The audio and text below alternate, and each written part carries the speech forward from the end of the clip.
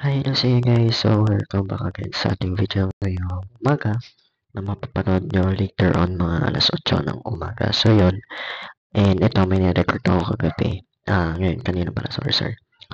So, yun, may na-discover ako kagabi nung nag-open ako ng Google Classroom.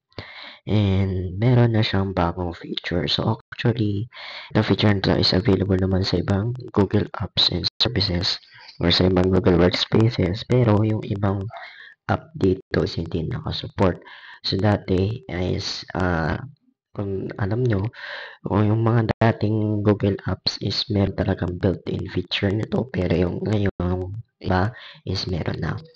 So, yun na-discover ko nga kagabi is may bagong update si Google Classroom. So, meron na siyang support ng dark mode feature. So, kung dati is gumagamit pa kayo ng third-party app, so yun, nakikita nyo, which is yung dark mode for night on apps na tatlong threads na nandun sa aking home screen, isa yung ginagamit minsan kung wala kayong dark mode sa inyong phone.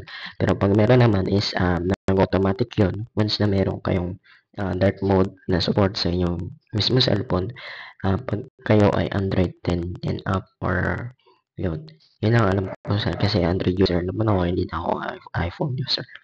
So yun, medyo kumaka yung ating intro. So yun, play natin yung video. So makikita dito is nag-open ako ng Google Docs. So yun, sa Google Docs muna ibinuksan ko. Makita nyo yung Google Workspaces Docs dito is meron support ng dark mode. So once na binuksan nyo sa hamburger menu dyan, ayan. So sa hamburger menu, then pa tayo sa settings, is makikita nyo meron na siyang theme. Hindi ko alam kung ito ay meron dati, pero na-discover ko lang din sa Google Docs nung binuksan ko. So, yung slides is hindi ko pa nabubuksan. Pero pangalawa dyan is sa Google Drive naman is meron na din support ng dark mode. So, as you can see, sa boot logo niyan, so sa boot is, nilagyan ko yan ng third party app para maging dark mode siya. Pero hindi ko lang alam kung pag tinanggal niyo yung third party app na dark